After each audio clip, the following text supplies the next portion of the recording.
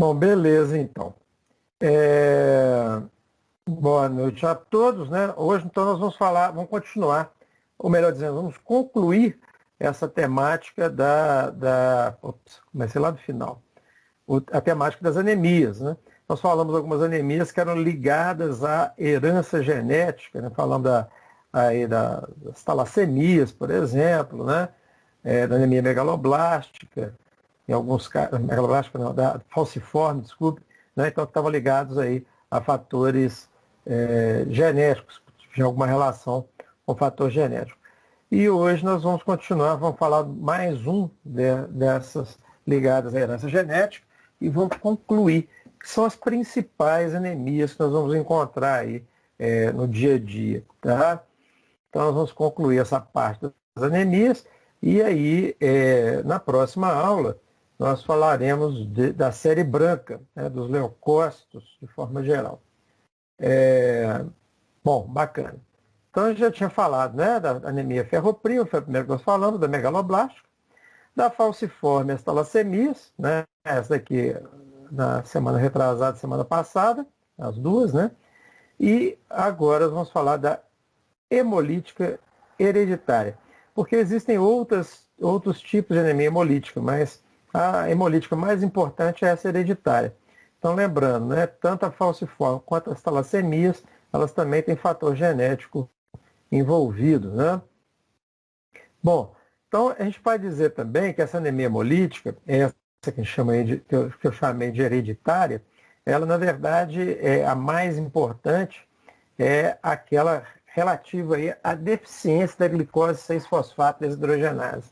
Esse nome grande, né, ou G6PD, né, de uma enzima, né, fundamental no processo do metabolismo da glicose, da glicólise, daquela fase inicial da quebra da glicose, desculpa, quebra da glicose, então na entrada na célula, quando ela entra na célula, depois vai ser convertida a piruvato e né, vai seguir aquela cadeia produzindo ATP até formação lá, né, entrando na formação de outros componentes, como NAD, NADPH e por aí vai. Bom, beleza. Então, é uma enzima que ela é multifunção, né? Óbvio que ela está relacionada aqui com a glicose, mas ela é multifunção em termos fisiológicos, né? Além de participar desse processo da glicólise, ela também participa de processos indiretos, né? Indiretamente de outros processos, que vão levar, por exemplo, à estabilidade da hemácia, né? Então, a ausência dela, por consequência, pode levar a essa desestabilização da hemácia e, com isso, essa hemácia se rompe. Ao se romper, ocorre, então, o que a gente chama, né, a hemácia, lise da hemácia é hemólise. Ok? Então, eu posso ter uma anemia, né, a gente falou, eu posso ter anemias carenciais, onde não está ocorrendo corretamente a síntese da hemácia, como no caso da anemia ferropriva, ou da hemoglobina, como é no caso da megaloblástica, né? Do DNA, né? Tudo mais. Ou até mesmo, né? Eu posso ter problemas relacionados também à genética, que vão levar a formas diferenciadas, né? Da hemoglobina, que ela não fica funcional. Então, eu posso ter, então, aquelas anemias por carência ou por deformação da síntese da hemoglobina, né? Então, é um problema seríssimo aí, mas eu tenho também aquelas, e no caso essa daqui é uma delas, que vai levar à lise. Então, ao invés de não sintetizar, eu estou quebrando mais rapidamente, ou seja, isso vai fazer com que aquela meia-vida de 120 dias aproximadamente que a gente falou aí, de uma hemácia, seja reduzido, né? Então, alguns tipos, só relembrando, né, que a gente já tinha falado nas aulas anteriores, então alguns tipos de anemia hereditária são raros e pouco importantes. A gente falou, então, dividimos em dois grandes blocos, que seriam as doenças hereditárias por alteração da hemoglobina, né, que nós falamos aí tanto na falciforme quanto na talassemia, E falamos também, agora vamos falar da deficiência de enzima eritrocitária, a G6PD, ou glicose 6-fosfato desidrogenase. Bacana. Então vamos lá. Passa adiante. Então, a anemia hemolítica é uma anemia devido à hemólise, como a gente acabou de dizer, né? Então, pela ruptura da hemácia, isso vai fazer com que haja liberação do conteúdo dessa hemácia, né? E a hemoglobina vai estar, então, ali circulante. Essa hemoglobina, o detalhe importante é que ela, fora da hemácia, ela não consegue exercer aquela função de transporte de oxigênio, né? Se exercesse, ia ser ótimo, mas não, né? Então a pessoa vai entrar num quadro anêmico também, né?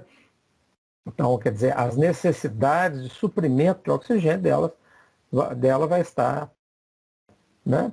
Então, essa patologia ela constitui na mais frequente das enzimopatias, ou seja, doenças ligadas a enzimas hereditárias, afetando aproximadamente cerca de 400 milhões de pessoas em todo o mundo. Então, né, ela tem uma importância aí, epidemiológica, vamos dizer assim, né? Muito bem. Sua prevalência global se encontra geograficamente correlacionada com as áreas endêmicas de malária. Então, a África, né, principalmente a África subsaariana, né, aquela abaixo do deserto do Saara, o Oriente Médio, o Sudeste da Ásia, a Europa Mediterrânea e algumas áreas da América Latina. Né? O porquê disso? Depois, vamos fazer o seguinte, na hora que a gente chegar no mecanismo da ocorrência, né, na fisiopatologia da doença, eu vou explicar por que a malária está aí associada, né? Ou seja, essas áreas estão relacionadas com a malária. Muito bem. No Brasil, né, apresenta-se principalmente a variante africana, né, que é proveniente, né, veio junto com o nosso processo de colonização aqui do país, né, que usou, né, mão de obra escrava vinda da África. Né? Então, acabou vindo conjuntamente. E tem também, né, em alguns casos, ali na região do sul do país, especialmente na região ali de Santa Catarina, Rio Grande do Sul, né, onde tem muito italiano também. Então tem uma variante italiana também que aparece em alguns traços. Bom, beleza. Vocês perceberam, né, que a gente falou aí já das anteriores, que a África é um local onde ocorrem muitas dessas alterações, né, relacionadas à região ali também do Mediterrâneo, né, muitas dessas alterações relacionadas aí com as hemácias, né, com hemácia e com hemoglobina. Né? Muito bem. Então, no grupo de anemias hemolíticas por deficiência enzimática, né, os glóbulos vermelhos apresentam morfologia normal. Então, eu não vou encontrar no primeiro momento, se eu fizer uma análise, se não estiver num momento onde está ocorrendo ativamente hemólise, eu vou pegar uma amostra de sangue desse indivíduo e não vou encontrar nem microcitose, nem macrocitose, nem hipocromia, nem hipercromia, né? Vão estar normocíticas e normocrômicas, né?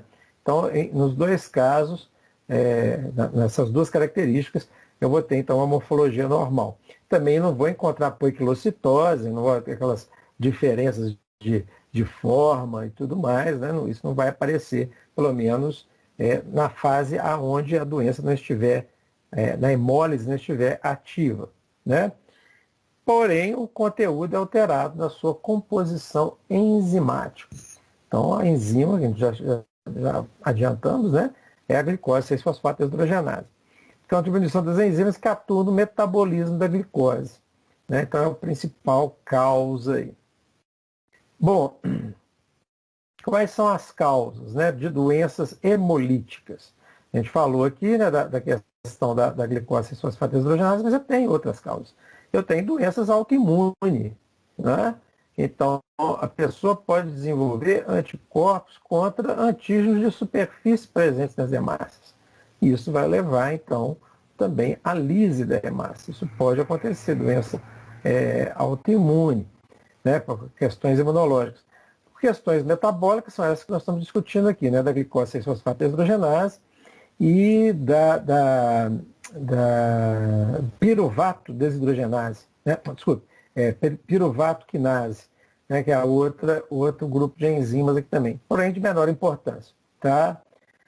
Eu posso ter também, né, questão de alteração, né? A hemólise pode acontecer por causa de alteração genética, não ligada às enzimas, não ligadas à hemoglobina, né? Mas ligados aí à estrutura da membrana da hemácia. Então, tem uma membrana mais frágil, mais estreita, mais adelgada, e com isso mais fácil de ser rompida, né? Em relação às hemoglobinas, né? Nós falamos da falciforme, quando ela assume aquela polimerização, né? A chance de ocorrer a hemólise é aumentada. No caso das talassemias, tanto a alfa quanto a beta, nós também detalhamos nas aulas anteriores, né? E outras, né, moléculas de membrana, né, que podem causar, por exemplo, anemia induzida, hemoglobinúria, né, ou seja, perda de hemoglobina na urina, paroxítica noturna. O que é isso? Paroxítica é meio que um sinônimo de crônica. Tá? Nesse caso, né, umas primeiras suspeições, né, que ocorreram é que as pessoas, né, tinham então uma acidose noturna, e essa acidose levava à perda, né, a rompimento dessa hemácia, com extravasamento da hemoglobina. Então, de manhã cedo, se identificava na urina desses indivíduos a hemoglobina, ou seja, a hemoglobinúria, né? A perda de hemoglobina na urina. Mas não tem muita certeza se é isso só não, né? Então, pessoas, por exemplo, que tendem a ter esse quadro de acidose durante a noite, principalmente aquelas que têm apneia de sono e tal, poderiam estar mais sujeitas, então, a essa hemoglobinúria paroxítica noturna. Então, são alguns outros tipos de menor importância, né? Esses aqui que eram de maior importância nós já falamos, e vamos detalhar agora a da glicose 6-fosfato deshidrogenase. Bom, como a gente já adiantou, é uma doença relacionada aí a padrão genético. E no caso específico está ligado ao cromossomo X. Não é? Então, é uma doença ligada à cromossoma sexual. Né? E, consequentemente, vai haver um padrão diferenciado aí nessa transmissão. Então, por exemplo, né, como ele está ligado ao cromossomo X, né, as mulheres, e são recessivos, as mulheres, para apresentar esse quadro, elas deveriam estar, então, ter os dois cromossomas alterados, né? Ou seja, ser XX recessivo aí para poder apresentar o problema, né? No caso dos homens, como nós só temos um X, se eu recebo aqui, no caso, né, nesse primeiro exemplo, a mãe é heterozigota, ela é portadora, entretanto, ela não é afetada, e o pai é não afetado. Aqui está em espanhol, mas dá para a gente entender bem, né? Então, nos filhos oriundos desse cruzamento, o que a gente obtém? Então, as mulheres têm, então, 50% de chance de receber ou de portarem esse gene defeituoso da mãe, esse gene recessivo, né? E os homens têm 50% de chance de serem afetados, né? Ou seja, se eles recebem da mãe aí né, o cromossomo X alterado, ele vai ser afetado, porque aqui no caso não tem o outro X para poder contrapor esse que é o recessivo ali. Né? Então, mães portadoras podem gerar filhos do sexo masculino afetados aí pela deficiência da glicose 6-fosfato hidrogenase e, consequentemente, a anemia hemolítica. Bom, no caso de quem for afetado for o pai, né, aí os meninos ficam livres, né? Os homens acabam escapando. E as mulheres vão ser todas elas portadoras sãs, né? Então, os homens não vão ter, né? E as mulheres. Agora, se tiver um pai afetado com uma mãe portadora, bom, aí tem que fazer aí o heredograma para poder ver o que vai dar, né? Mas eu acho que vocês entenderam, né? Então, quando está ligado ao cromossomo X, para, para fins de aparecimento de indivíduos afetados, é muito pior que esse cromossomo alterado esteja com a mãe do que com o pai, né? No caso do pai, vai passar para as filhas, ele sim poderá ter lá netos, né, do sexo masculino afetados, né? Já no outro caso, né, os filhos já poderão ser afetados. Muito bem. Em termos epidemiológicos, como a gente já tinha dito lá, né, prevalece algumas regiões do globo, né? Então, aqui abaixo do deserto Saara, como a gente falou, né, a África subsaariana, região do Oriente Médio, a área aqui, né, do Mediterrâneo, né? Então, são algumas áreas. Então, quanto mais escuro, maior a incidência, né? O verde mais escuro vai indicando maior incidência. Então, a África, o Mediterrâneo e o Sudeste Asiático são os mais importantes. Aqui no Brasil, eu tenho taxas que variam de 1 a 11%. Então, 1% na região sul, como eu falei, mais raro por causa da baixa incidência, né, de descendentes oriundos, né, de afrodescendentes, tem menos, e quando aparece aqui, muitas vezes não são daquela subtipo africano. E agora, na região norte, nordeste, eu vou ter, então, aí uma incidência maior. Bom, em termos fisiopatológicos, bom, vamos lá. Então, a deficiência da glicose 6-fosfato deshidrogenase, ela vai fazer o quê? Ela vai tornar a hemácia, né, o eritrócito, mais susceptível mesmo, né, ou mais frágil, né, na defesa do estresse oxidativo. Então, a gente sabe que na maior parte, estava até comentando agora um pouco antes aqui, né, que nos nossos processos metabólicos a gente vai produzindo diversos subprodutos e que são fundamentais, que é fundamental a ação de enzimas para processar esses subprodutos, né? Um deles é o peróxido de hidrogênio e outros peróxidos, né, que vão produzir um estresse oxidativo nessa célula. Então, e nós vamos mostrar ali um desenho, né, mostrando como é que essa sequência, é um esquema, mas já dizendo que se eu diminuo essa quantidade da glicose 6-fosfato deshidrogenase, eu vou ter uma diminuição de uma série de processos que são fundamentais para reduzir esse estresse oxidativo. Por consequência, né, a ausência dessa enzima faz com que esse estresse oxidativo aumente. Bom, a hemólise, entretanto, ela não vai ocorrer sempre, não. Né? Se a gente pensar, nossa, então essa pessoa vai o tempo inteiro tendo hemólise e tal. Não, não é sempre, né? Como está colocado ali nesse segundo tópico, a hemólise ela ocorre depois de estresse oxidativo. Tá? Aonde que isso aparece? Né? Onde é que isso é mais frequente acontecer? Em casos de doenças, né? Pós-febre, uma infecção bacteriana ou viral, ou na cetoacidose diabética, isso aí é um problema. Né?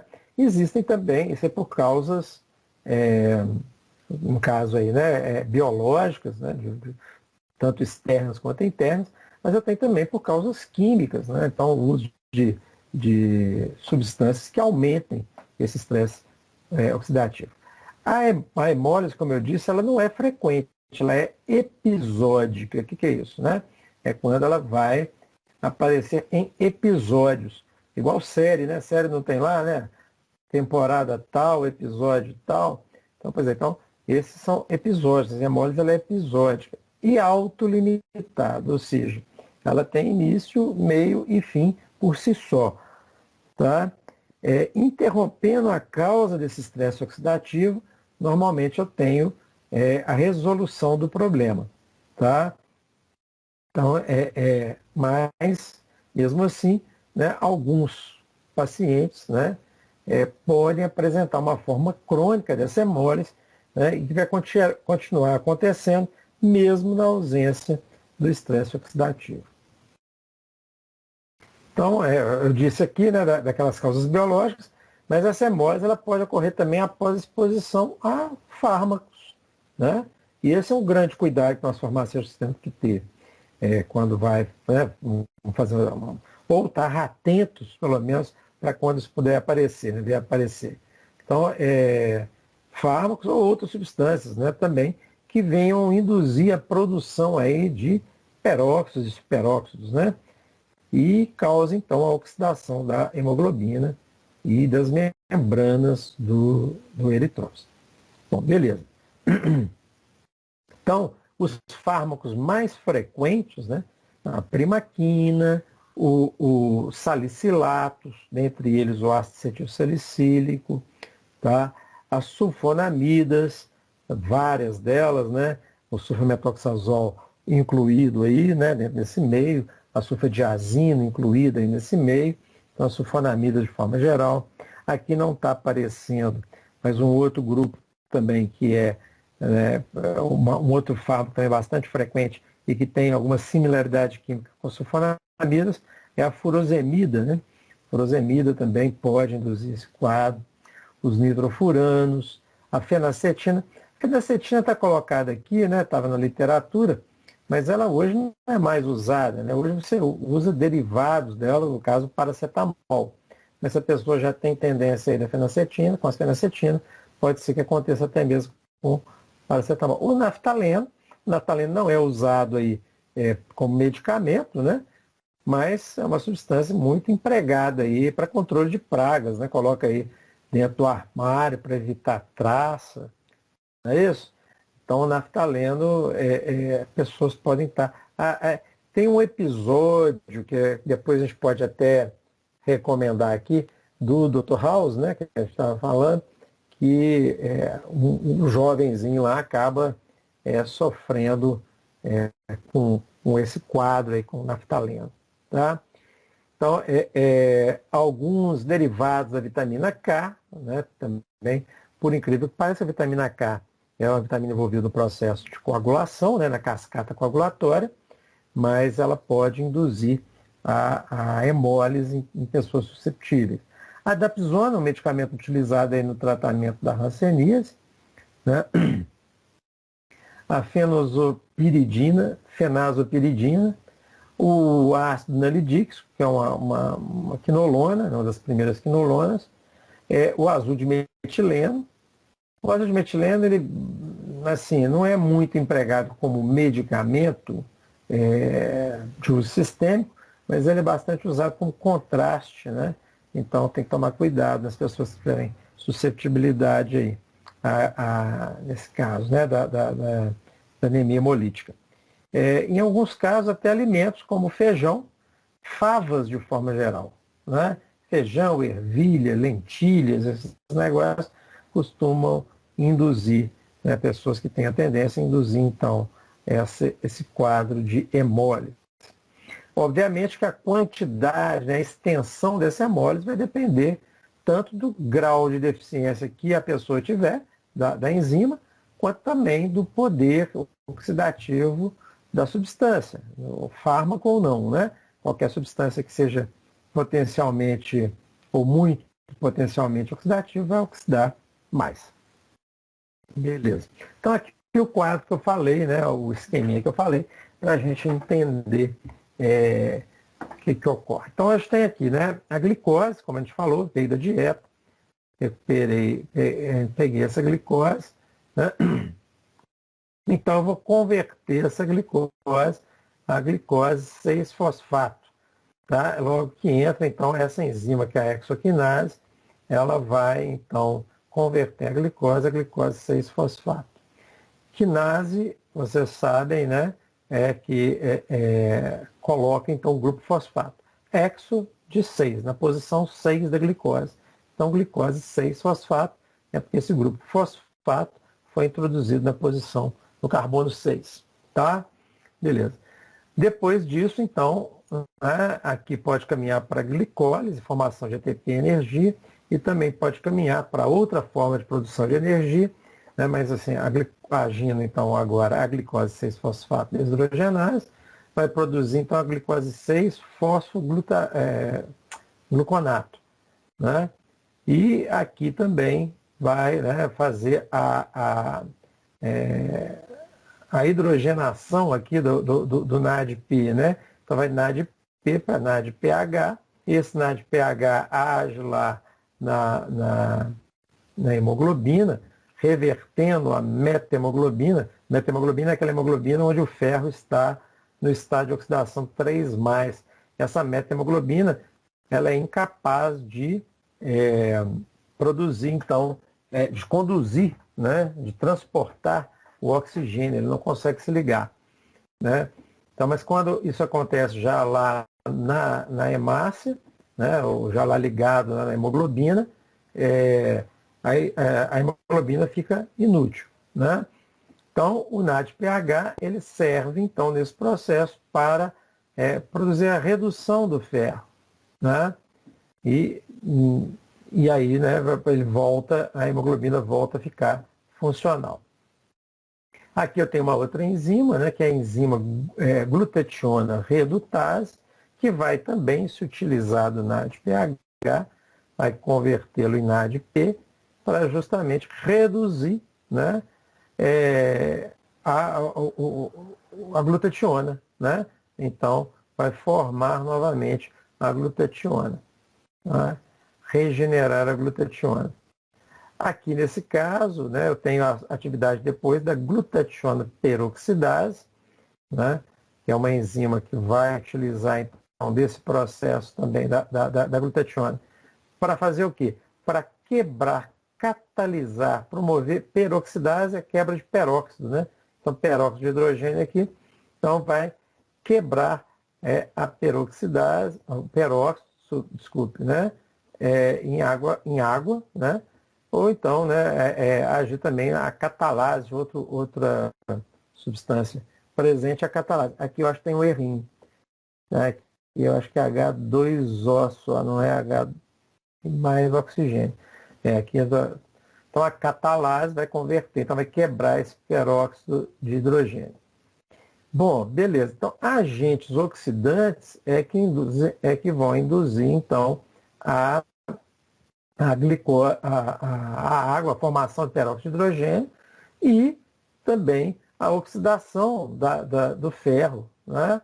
Então, nesses dois passos, nesses agentes oxidantes, eles vão produzir anemia aí por duas etapas. Né, que a gente falou. Esse acúmulo de peróxido vai aumentar o estresse oxidativo, produzindo, então, a lise, e, ao mesmo tempo, eu tenho essa oxidação do ferro, fazendo com que ele fique inativo como transportador de oxigênio. Então, nos dois casos, eu teria redução do transporte, né, e levaria, então, a caso aí do anemia a esse paciente. Como é que acontece, então? Né? Esse dano ele vai ser ocasionado na membrana. Né?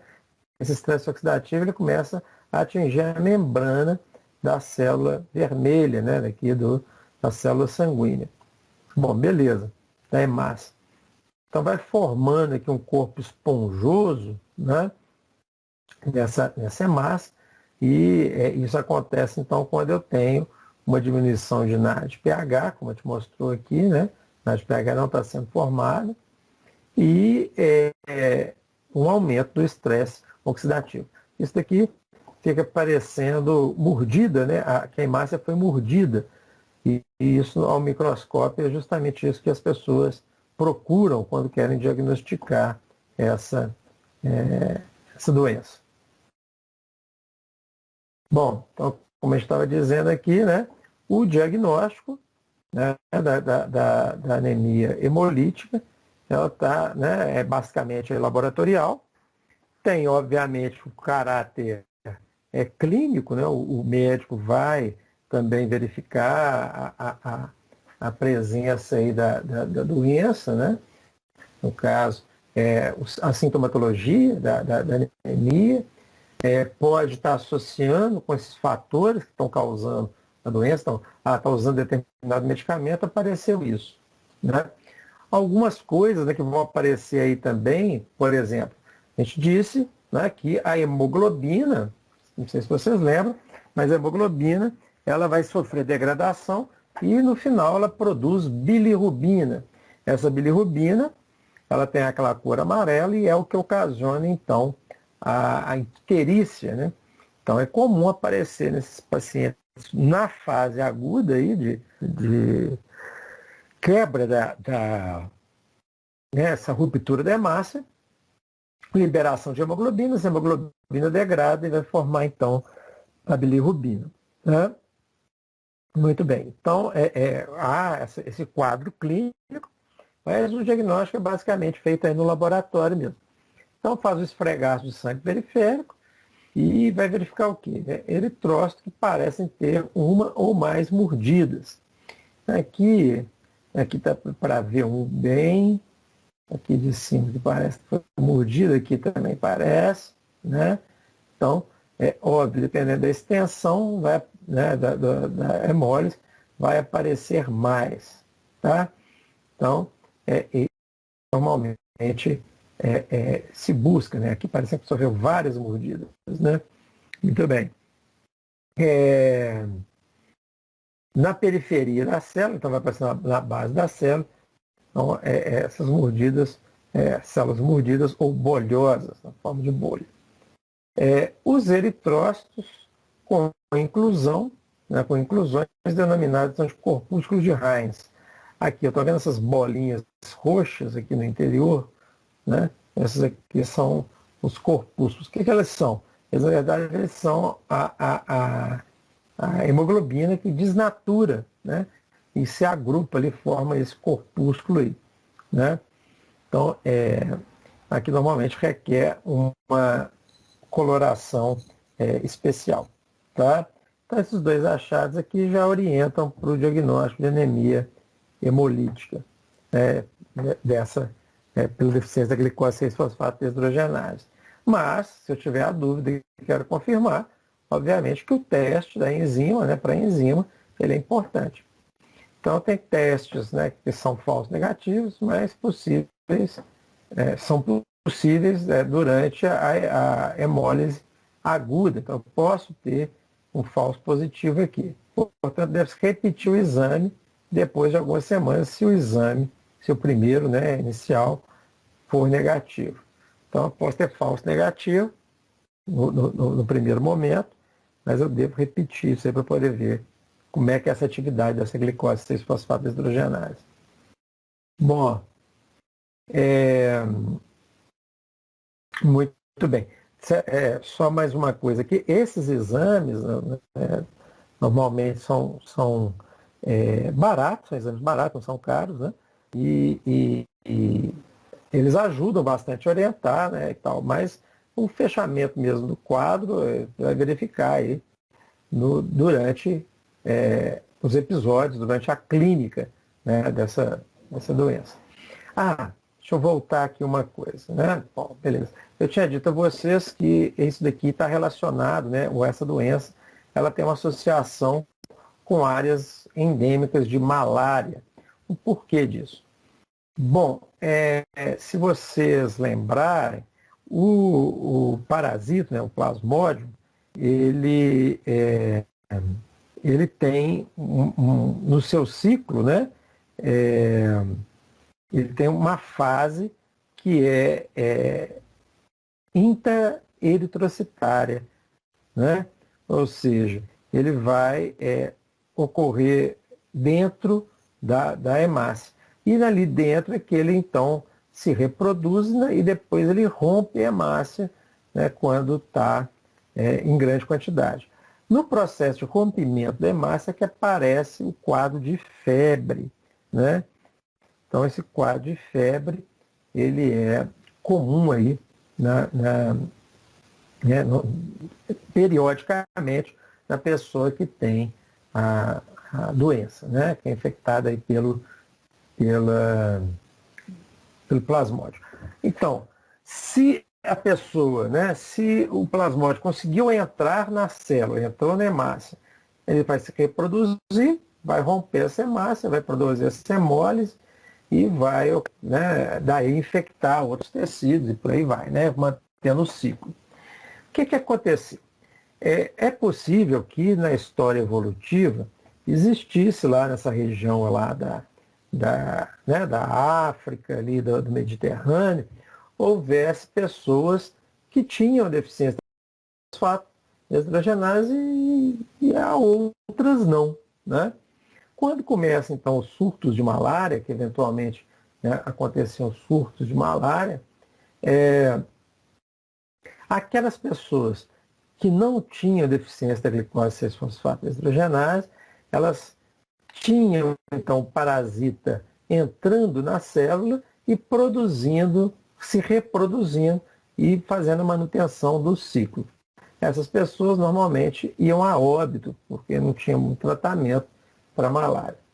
Os indivíduos, entretanto, que tinham deficiência da glicose 6-fosfato deshidrogenase, eles já tinham então níveis mais baixos da glutationa redutase, da glutationa peroxidase, né? Então, as membranas das hemácias eram mais frágeis. Quando o parasita tentava entrar nessa célula, né, eles rompiam. Então, quando ela se rompia, começava aquele estresse oxidativo, ela se rompia, ocorria então a morte do parasita também, porque ele não conseguia se reproduzir, né? Então, aquelas pessoas que eram deficientes da glicose 6-fosfato deshidrogenase acabaram sendo selecionadas evolutivamente, né? A seleção genética aí.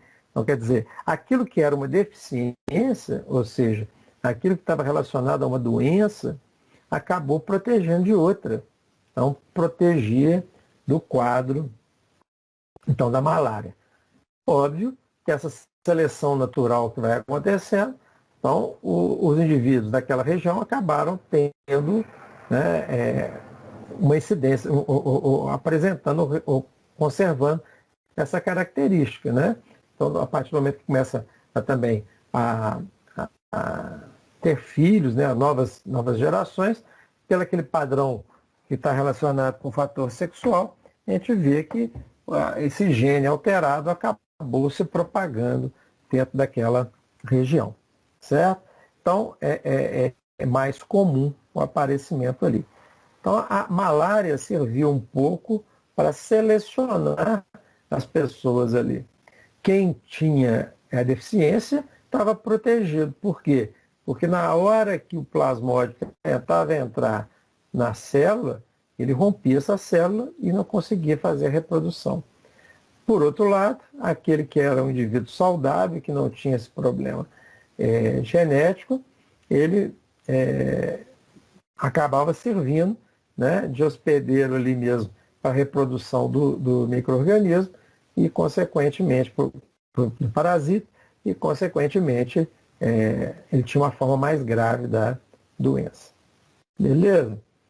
Então, até está colocado aqui, né, via metabólica simplificada, desde a fosforilação da glicose para a glicose 6-fosfato e geração de ATP pela via glicolítica. A geração de NADPH pelo processo de formação de glutationa na forma reduzida pelas vias das pentoses. Beleza. Então, como é que é o tratamento? A gente não tem um medicamento que eu vou usar para tratar essa doença, tá? Eu tenho ali é que evitar que esses gatilhos sejam apertados, né? Sejam disparados. Então, se eu sei que a pessoa tem a doença, ela não deve tomar medicamentos à base de ácido salicílico, sulfonamidas, né? Então, isso aí tudo tem que ficar atento, né? Inclusive, a pessoa que já souber disso, vai ao médico, é bom informar para evitar prescrições que possam agravar o quadro, tá? Então, a primeira coisa, né, para o preventivo, na verdade, não é nem um tratamento, é uma profilaxia, é evitar essas substâncias que disparam o processo aí de estresse oxidativo. Se eu já estiver usando, o óbvio é suspender. Então, suspender o fármaco ou substância deflagradora e prover medidas de suporte. Então, é raro, né, está colocado aqui, né, ao longo da hemólise aguda, o tratamento de suporte.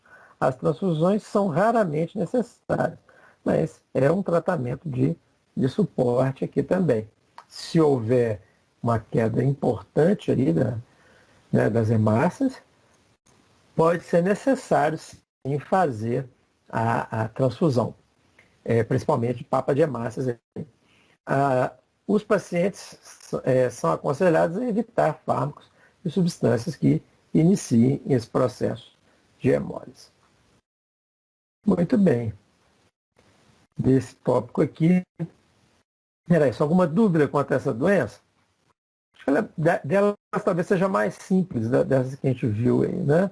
Então, só lembrando, ela tem um fator genético associado, né? A distribuição também aparece naquelas mesmas regiões. Nós falamos de outras alterações, como por exemplo da falciforme. Ela está relacionada aqui com os níveis de glutationa e glutationa redutase, né? E também, né, o do estresse oxidativo. Né? Esse estresse oxidativo leva então ao rompimento da hemácia.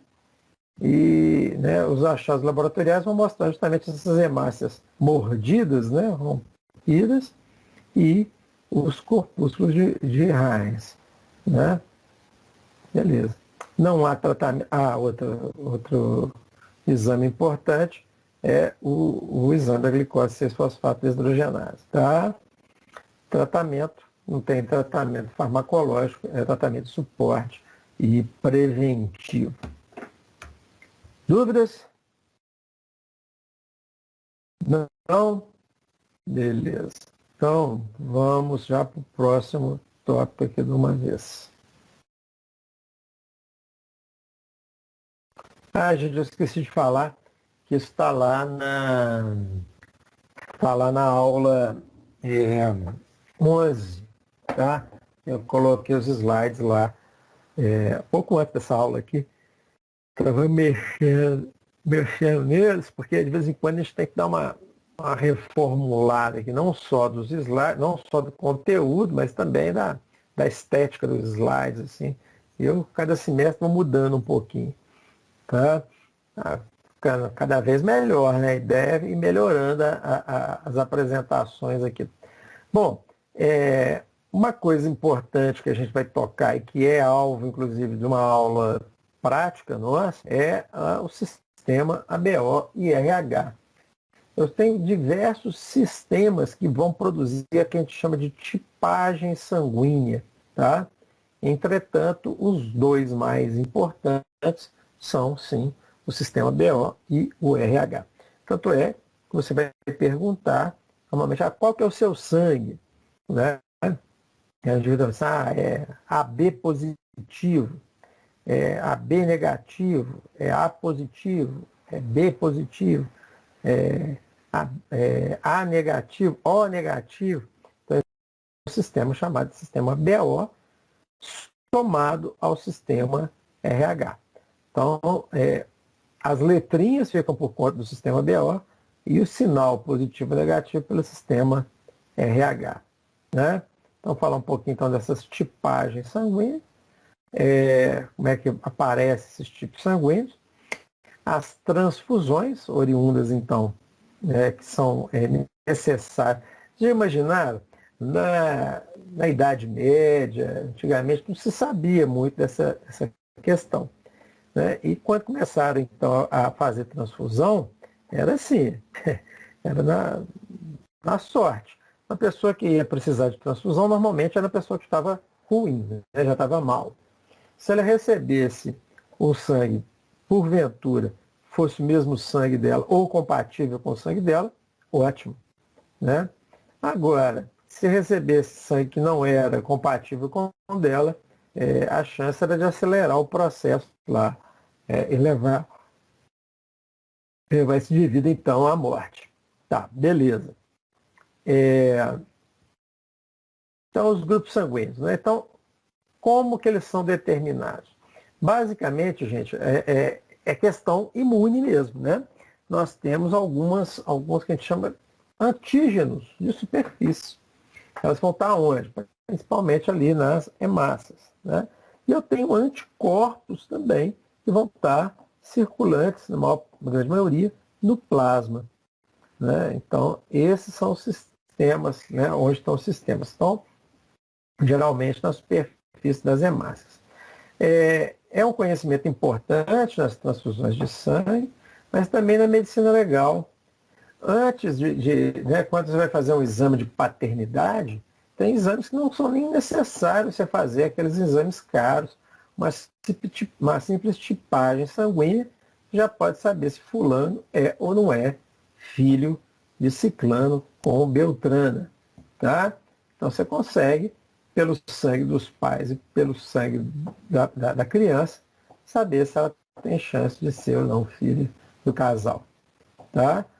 Então, por exemplo, o casal que é RH negativo, né? Tanto o homem quanto a mulher, e o filho nasce com RH positivo, aí já, né, já pode começar a olhar torto para o vizinho lá, né? Então a chance de que não seja filho daquele casal. Da mulher é difícil não ser filho, né? O mais fácil é não ser filho do homem. Beleza. Então aí nesse caso, medicina legal pode ser importante.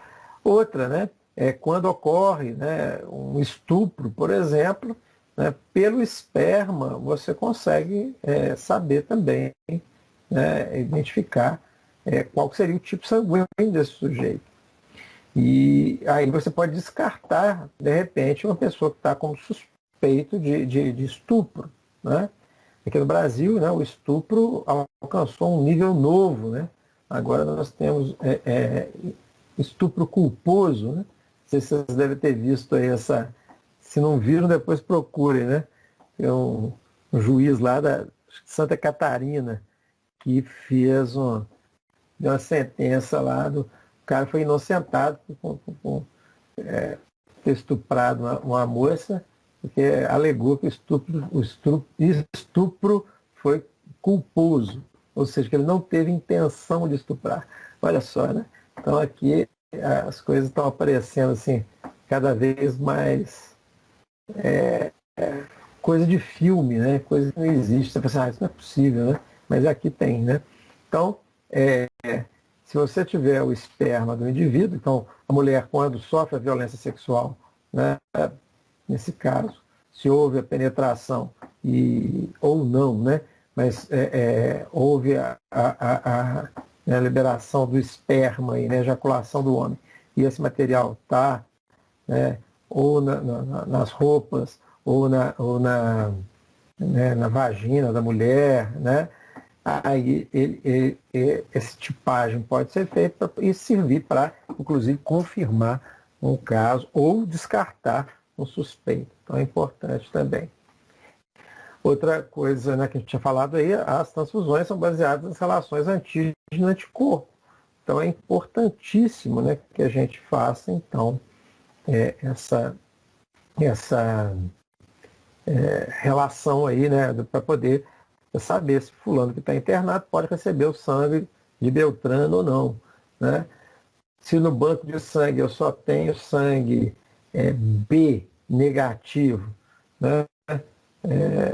E eu, né, Licínio, foi internado e precisar de transfusão de sangue, eu posso passar para o sangue para o lisínio? Ah, não sei, tem que saber a tipagem sanguínea do lisínio, né? Eu sou AB positivo, né? Então, eu poderia sim estar recebendo esse indivíduo B negativo. Então, a herança obedece aí os padrões de Mendel, né?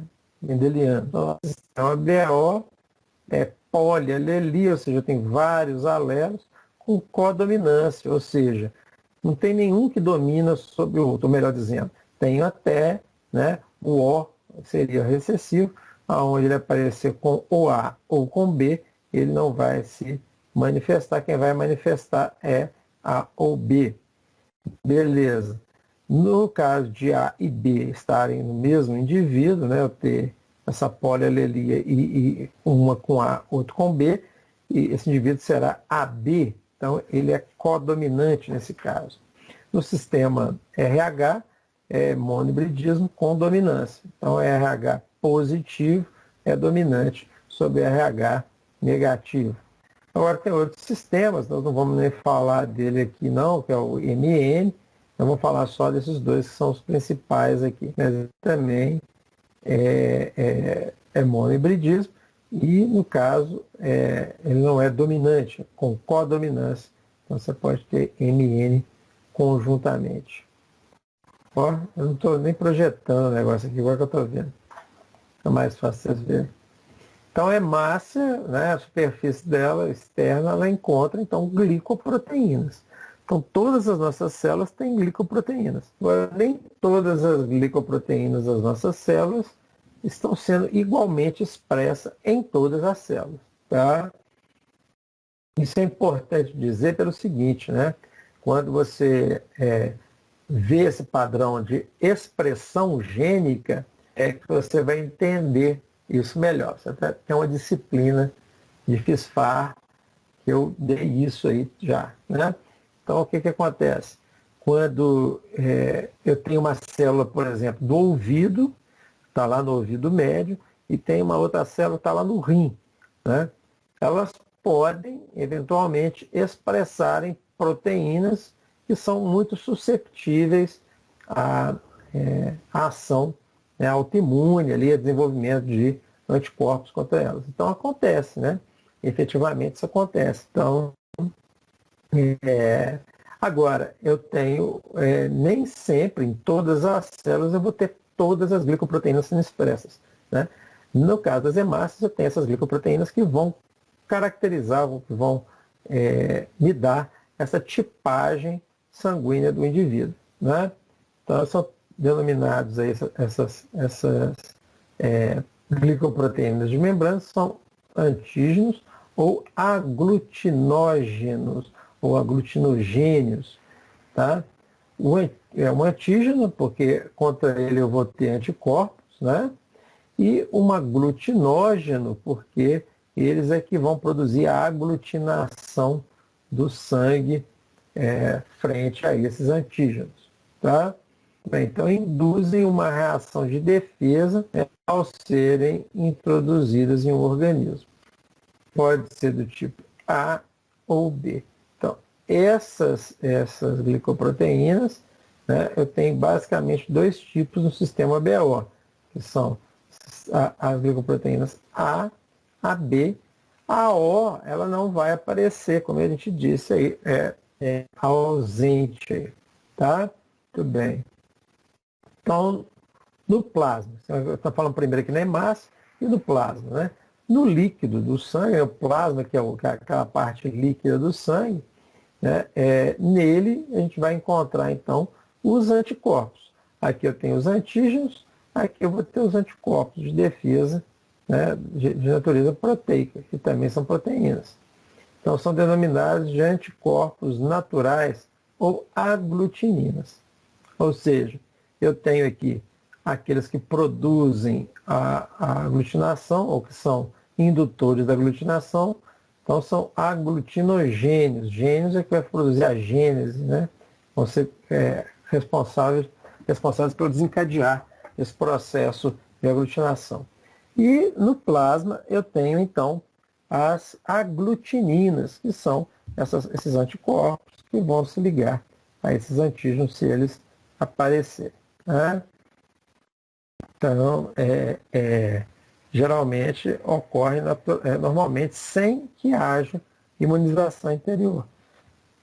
O que ele está dizendo?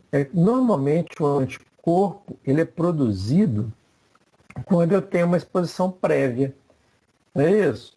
Então, por exemplo, eu nunca tomei penicilina na minha vida. Se eu tomar a primeira vez, eu não tenho o menor risco de ter choque anafilático, por exemplo. Por quê? Porque eu não tenho anticorpos que foram formados contra aquele fármaco. Né? Então, agora, já numa segunda exposição, aí a coisa já pode pegar, né? Pode acontecer. Então, aqui, ó, a mesma coisa, né? Mas não é bem assim, né? Eu tenho os antígenos, né? E tenho os anticorpos. Só que os anticorpos não são, eles são naturais, né? Mas eles não são produzidos contra esses antígenos aqui do próprio indivíduo. Eles já são expressos mesmo sem eu ter tido. Na hora que eu mostrar o quadro, vai ficar mais claro isso. Mas, por exemplo, uma pessoa que é A vai ter anticorpos contra B. Né? Essa pessoa tem na superfície da sua hemácia, né, aglutinogênios, né, aglutinógenos do tipo A, no seu sangue ele vai ter aglutininas do tipo B. Né? Ele não pode ter aglutinina do tipo A, porque senão ele morre. Não é isso? Então, é interessante pensar dessa forma. Né? Eu não preciso de uma imunização prévia para ter anticorpo contra o outro tipo de sangue. Não necessariamente. Tá? Beleza. Para o RH funciona diferente. Aqui nós estamos falando do sistema ABO. Tá? O sistema ABO eu não preciso dessa exposição prévia, tá? Para ter o anticorpo. Então aqui, ó, se vocês olharem, né, está mostrando que a gente tem a impressão que a hemácia, qualquer célula, é uma bolinha lisa. Né? Alguém abriu o áudio aí, quer perguntar alguma coisa? Opa, não, abri sem querer, foi mal, professor. Fica à vontade. Então, quando eu tenho, então, né, quando eu olho uma célula, muitas vezes eu vejo, mesmo no microscópio, pela resolução que a gente tem, você tem a ideia de que a célula é uma pequena esfera, né, lisa, né, com as paredes ali, com a membrana celular, melhor dizendo, lisa. Né? Mas não é. Né? Então, ela tem ali na sua superfície, como está mostrado nesse desenho, diversas glicoproteínas, fosfolipídios, colesterol, um montão de coisa, né, naquela célula ali. E beleza, também tem anticorpos que eventualmente podem se aderir a essa célula. Tá, beleza. Então,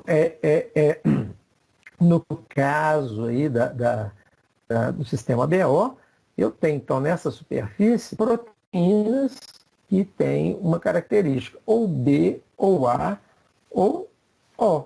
Né? Nós vamos mostrar ali a estrutura delas. Então, conhecer os fenótipos, né, com os seus antígenos e glutininas é fundamental para a gente trabalhar com transfusão. Então, se você for, por exemplo, trabalhar no Hemominas, você tem que saber isso de cor, de frente para trás, de trás para frente. Né? Ou se você trabalhar, né, abrir um laboratório de análises clínicas, é muito bom que você saiba isso aí também. Né? Então, a incompatibilidade entre doador e receptor, ela geralmente leva à morte. Então, o que vai acontecer? A reação de aglutinação, né, é a aderência da hemácia formando verdadeiros grumos. Né? O que acontece nesse caso? A hemácia doador se aglutina na circulação do receptor, destruindo capilares, o que poderia ocasionar o óbito do receptor. Ou seja, se eu tenho uma pessoa doente, que ela tem no seu sangue esse antígeno vermelho e eu faço a transfusão do sangue de uma pessoa que tem, que é do antígeno oposto, então, como eu disse, se a pessoa é A positivo, CA, ela vai ter a glutinina B. Se ela é B, ela vai ter a glutinina A. Então, se eu troco esses tipos sanguíneos na hora de uma transfusão, eu vou ter aglutininas se aglutinando. Né? Parece redundância, mas é isso que acontece. Né? Então, essa reação de aglutinação, né, ela consiste no quê? Na aderência das hemácias formando esses grumos, como a gente falou. Né? Então, isso aí pode, inclusive, obstruir, romper capilar e tudo mais. Então, a determinação dos grupos sanguíneos na espécie humana. Então, o sistema ABO. Então, um pequeno histórico, né? Esse grupo, né? Essa tipagem, ela foi descoberta aí no início do século por Landsteiner, e que verifica, então, a incompatibilidade sanguínea entre as pessoas. Vocês verem, o início do século passado, no início do século XX, né? Então, tem pouco mais de 100 anos aí que isso foi identificado. Se pegar a história da humanidade, quanta gente morreu sem saber por quê, né? Então, ele começou a verificar essa compatibilidade sanguínea entre as pessoas. Quando havia mistura de sangue, podia ocorrer a aglutinação. Então, ele começou a pegar também as gotas de sangue e começou a verificar. Usava de um no outro e verificava, então, a aglutinação. Em 1902, então, ele consegue classificar o sangue humano em 4 tipos: o A, o B, o AB e o O. Né? Então, são os 4 tipos sanguíneos baseados no sistema ABO. Tá? A incompatibilidade estava relacionada a uma reação imunológica entre as substâncias do plasma e substâncias presentes na membrana das hemácias. Então, né, os anticorpos estavam no plasma, enquanto os antígenos estavam na membrana da hemácia. Então, esse aqui é o sujeito, é o Landsteiner. Então, ele recebeu nada mais, nada menos que o Prêmio Nobel de Fisiologia e Medicina em 1930, por suas descobertas aí na área dos grupos sanguíneos humanos e na transfusão sanguínea. Hoje, se você tem tranquilidade para poder fazer uma transfusão de sangue, né, ou receber um sangue, muito se deve a esse sujeito aí. Né? É um patologista. Muito bem. Então, como eu estava dizendo, né? Os antígenos do sistema BO, ou os aglutinógenos, eu tenho lá. Né? Quando eu tenho o antígeno A na superfície, eu tenho, então, o sangue do tipo A. Quando eu tenho o antígeno B, eu tenho o sangue do tipo B. Quando eu tenho os dois, A e B, eu tenho o sangue do tipo AB. Se eu não tenho antígeno, eu tenho, então, o sangue do tipo O. Né? Então, aqui é muito fácil de entender. Como eu falou, essa codominância, se eu tenho só A, vai dominar A. Se eu tenho só B, vai dominar B. Se eu tiver os dois, domina os dois. Se eu não tiver nenhum, aí eu tenho o sangue do tipo O. Beleza? Então, o que determina a produção desses antígenos? Então, tem 3 alelos, o que caracteriza o sistema ABO como um caso de polialelia. Então, tem o alelo IAzinho aqui, né, que determina a produção do antígeno A, o IBzinho, que determina a produção do antígeno B, e o Izinho, né, o I minúsculo, que não condiciona a produção de antígeno. Então, ó, se no sangue do sujeito eu tiver esse, né, o IA e o IB, ele vai ser AB. Se eu tiver o IA só, ele vai ser A. Se eu tiver B só, ele vai ser B. Se eu não tiver nenhum, esse indivíduo será o O. Né? Então, mas existe uma relação entre os alelos. Né? normalmente eu tenho IA igual a IB, então nessa relação, então os dois, e ambos são maiores que I, né, que é o Izinho. Então vão se manifestar fenotipicamente, enquanto o Izinho não. Bom, beleza. Agora vamos falar da aglutinina também. Nós vimos aqui os antígenos, então falamos que se eu tenho um antígeno A, eu tenho sangue do tipo A, grupo A. No grupo B, eu vou ter o antígeno do grupo B.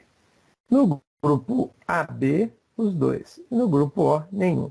Agora é importante pensar também que os genótipos, eu posso ter variações desse genótipo. Para ter o sangue A, eu posso ter IA, né, ou seja, Izão, né, I maiúsculo, A, né, repetido duas vezes, então homozigoto para A, ou ele pode ser heterozigoto. No caso, né, para ser heterozigoto e ter a característica, né, de ser sangue A, esse indivíduo, o outro alelo, tem que ser o I minúsculo, né, o Izinho. Beleza, então essa pessoa vai ter o sangue do tipo A. E o que vou encontrar lá no plasma desse sujeito? Né? Um anticorpo ou aglutinina. Qual que é esse anticorpo ou aglutinina? É o anticorpo anti-B. Ou seja, se a pessoa que receber transfusão de sangue B, já tem um anticorpo prontinho ali para poder detonar essa célula que entrou. No grupo B, a mesma coisa. Posso ter homozigoto dominante ou heterozigoto, e aí vai dominar também o B. Por outro lado, quando eu falo em anticorpo, aqui nesse caso eu tenho o anti-A. Então, percebam bem, quando eu recebo uma transfusão de sangue, se for um indivíduo que é A, é o receptor, e o B é o doador, eu vou ter dois tipos de aglutinação. Vai aglutinar o sangue A desse sujeito aqui, mas vai aglutinar também o sangue que está sendo transfundido, o sangue do indivíduo B. Por quê? Vamos lá. Então, se A, né, ele vai encontrar, né, recebeu o sangue de B, ele vai ter o anti-B, né, o indivíduo que é grupo B vai ter a aglutinina anti-A. Essa anti-A somada com o antígeno A, eu vou então produzir a aglutinação.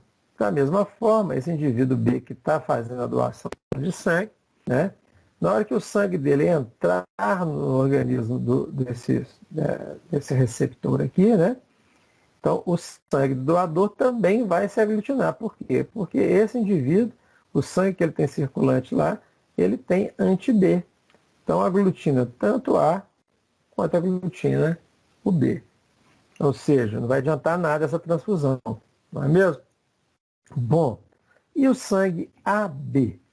Bom, AB, eu tenho então antígenos A e antígenos B. E genotipicamente é um heterozigoto para os dois, né? Então tem A e B. Só que eles têm codominância, então vão se expressar os antígenos A e B na superfície dessa célula, dessa hemácia. Entretanto, vocês vão concordar comigo aqui, que agora fica complicado se eu tiver anticorpo A ou anticorpo B. Pior ainda se eu tivesse os dois. Não é isso? Então, se eu tiver um anticorpo aqui, né, A, o meu sangue vai aglutinar, porque o meu sangue é AB, então vai aglutinar. Se eu tiver um anticorpo B, vai aglutinar também, porque eu também tenho B. Não só o A, mas eu também tenho B. Então, esse indivíduo, ele não pode ter anticorpos contra o seu próprio sangue, nem contra o tipo sanguíneo oposto lá, né, ou diferente do sangue do seu dono, né, vamos dizer assim. Beleza. Já o grupo A, ele vai apresentar sempre uma homozigose, ou seja, vai ser um homozigoto recessivo. Então, Izinho. Então, nele não vão aparecer os antígenos e eu vou ter, por outro lado, anticorpo anti-A e anti-B. Por quê? Porque se eu receber sangue A, né, o indivíduo que é sangue O, receber o sangue A, ele vai aglutinar. Se ele receber o sangue B, ele vai aglutinar. Se ele receber o sangue AB, ele vai aglutinar. Então perceba aí como é que é difícil para esse indivíduo aí do sangue O. Aqui só para a gente entender, uma coisa que o pessoal fala, fulano é doador universal, fulano é receptor universal, né? Quem que é a doadora universal? Aqui nós estamos desconsiderando ainda o fator RH, tá? Então, só pelo ABO. Olha, vai ficar fácil a gente saber, né? Aquele indivíduo que não tem antígeno nenhum de superfície é o melhor sujeito para poder doar para os outros, não é não? Além de para o mesmo grupo dele, ele pode doar para cá. Por quê? Porque como não tem antígeno da superfície, mesmo que eu tenha anticorpos, mesmo que eu tenha anticorpos anti-A e anti-B, o que vai ocorrer? Eles não vão encontrar, né, esses anticorpos não vão encontrar esses antígenos na superfície, ou seja, não vão lesionar essa célula. Tá? Então, esse é o doador universal. Ele serve, ele doa para todos os outros grupos. Tá? Então, ele consegue doar, né, para B, para A e para AB. Tá? E eu tenho, no extremo oposto, eu tenho o receptor universal, que é o AB. Vamos voltar aqui, ó. AB, ele pode receber de A? Pode. Né? A hemácia de A aqui, ele pode receber. Por quê? Porque ele também tem esse antígeno. Não tem problema nenhum. Ele pode receber de B? Pode receber de B, porque ele também tem esse antígeno aqui na superfície. Então, essa hemácia aqui está tranquilo. Ele pode receber essa hemácia sem problema. Então tá. Então, ele pode receber de O? Já disse que sim. Então, se ele recebe de A, se ele recebe de B, se ele recebe de O, né, ele é o receptor universal. O pode doar para todo mundo. E B pode receber de toda a galera aqui. Tá? Não entramos ainda em outros detalhes, nós vamos comentar ali para frente, que pode limitar um pouco essa recepção universal aí. Muito bem. Então, se eu pegar um sangue, né, como está aqui nesse tubo, e centrifugar, eu vou ter, a gente já falou que eu vou ter uma parte aqui embaixo que é basicamente os componentes figurados, especialmente as hemácias, e na parte de cima eu vou ter o plasma, ou dependendo do caso, o soro. Mas, então, o plasma ou soro, ele vai estar rico em grupos, em anticorpos, as aglutininas. Já o sedimento está rico em hemácia, então ele tem muito dos antígenos, né? Então isso é importante para poder eu fazer aí a tipagem do sangue. Então na superfície a gente já falou, né? Tem os aglutinógenos ou aglutinogênios aí, A no sangue A, B no sangue B, AB no sangue AB e O não tenho nada. Beleza. Aqui, ó, só para poder a gente, é mais ou menos aquele quadro anterior, só que aqui para a gente visualizar alguma coisa, tá? Se eu pegar, então, o resultado da adição das hemácias dos diferentes grupos sanguíneos com os diferentes anticorpos. Vamos ver aqui, ó. Então, eu tenho aqui, no grupo, aqui, lembrando, a adição de hemácias, presta atenção nisso, tá? Então, o O, né, como a gente falou, genotipicamente, Izinho, né? Ele produz anticorpos A e anticorpo B. Se eu pingar sangue O aqui, não acontece nada. Se eu pingar sangue A, aglutina. Por quê?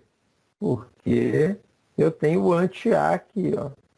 Se eu pingar sangue, hemácia, se eu colocar hemácia B aqui, vai aglutinar. Por quê? Porque eu tenho anti-B também. E se for a B, mesma coisa. Eu tenho anti-A e tenho anti-B. Ok? Então, nesse caso aí, aglutina. Beleza. Então, eu estou misturando aqui hemácias com sangue, né, diferente. Beleza. A, né, então posso ter homo ou homozigoto e heterozigoto. Então, no A eu vou ter anti-B. Então, ó, se eu jogar o O, né, o O não tem B, né? Então ele não vai aglutinar, né? Não tem nem A nem B, então não vai aglutinar. Se eu coloco o A, que é o mesmo tipo sanguíneo, eu também espero que não aglutine. Agora, houve B, né? Pode ser puro, né? Só B, ou pode ser né, unido aí a B, né? Então, nos dois casos vai aglutinar. B, mesma coisa, só que eu vou inverter aqui, ó. A B vai coagular sempre, estão vendo aqui? A B vai coagular sempre. Mas aqui, ó, A coagula em B e B vai coagular na hora que misturado com sangue A. O sangue AB misturado com os outras hemácias aqui não aglutina em nenhum caso. Tá? Então ele pode receber de qualquer um. Agora vamos lembrar, tem diferença entre hemácia e o plasma. Só voltando nesse slide aqui, né? Então o que eu estou colocando ali? Eu estou introduzindo hemácias, tá? No sangue total.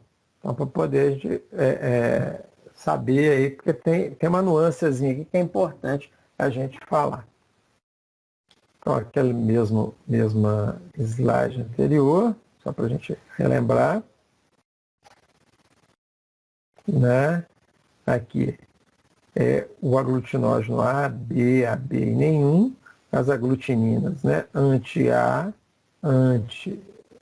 anti-B, anti-A, nenhum e os dois.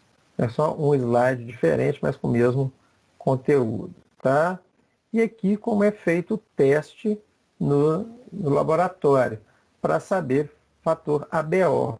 O que eu faço? Eu pego 2 gotas de sangue, tá? E adiciono então soro anti-B e soro anti-A, né? Ou seja, se aglutinar aqui, eu estou usando o anti-A, o meu sangue é A. Se aglutinar só aqui, o meu sangue vai ser B. Se aglutinar nos dois, eu vou ter sangue AB. Então vamos lá, ó. Aqui, primeiro caso.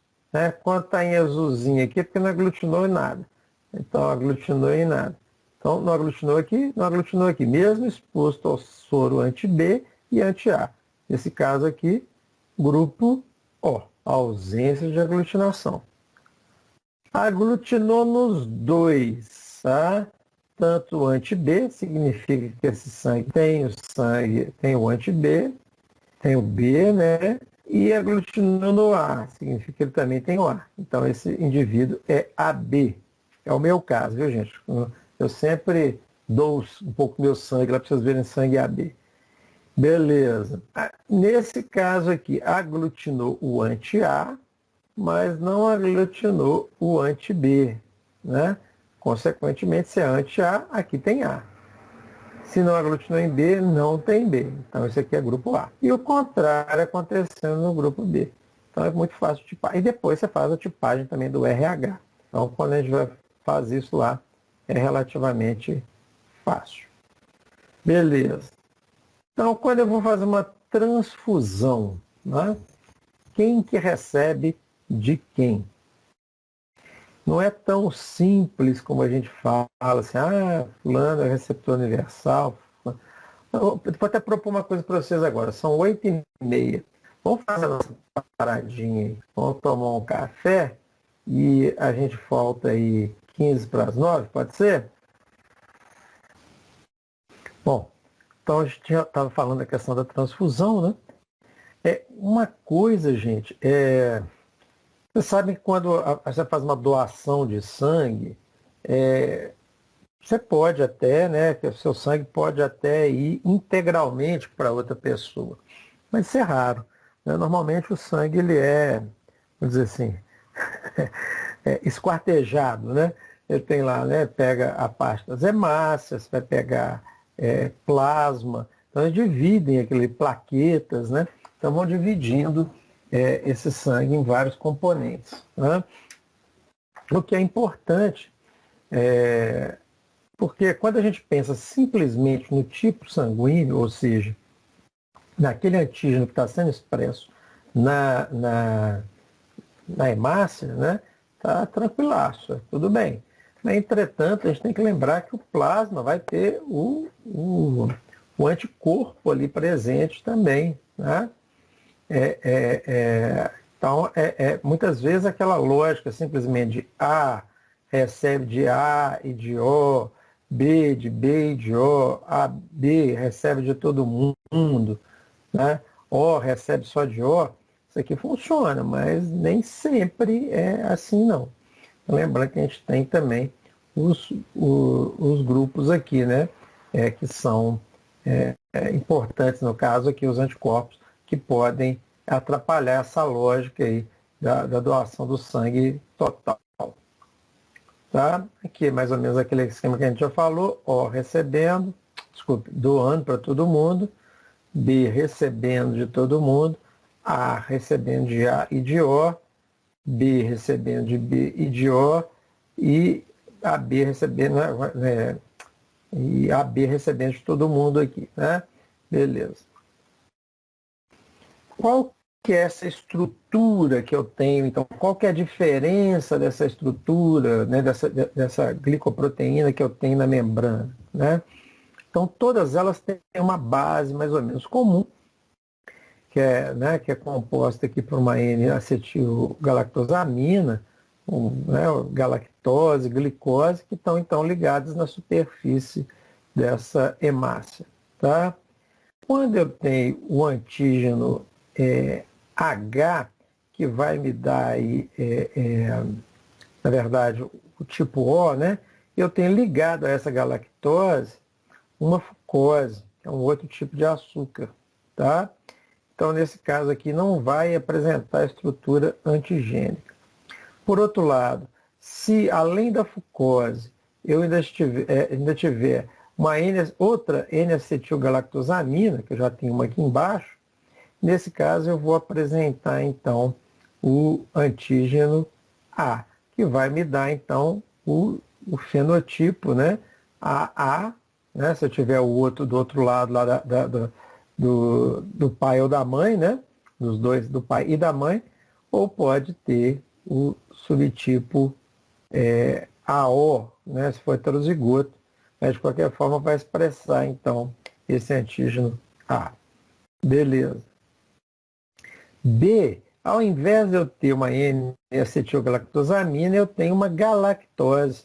Então aqui, ó, aqui repete a N-acetilgalactosamina, aqui, desculpa,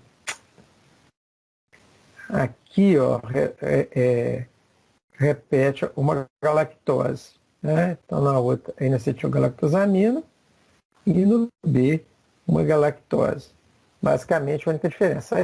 Os fenotipos são exatamente os mesmos, né? Estou andando para baixo, por isso que eu estou apenas contrário aqui. Se eu tiver só o H, né? Ou seja, só a fucose, eu vou ter o fenotipo aí O, né? Então, beleza.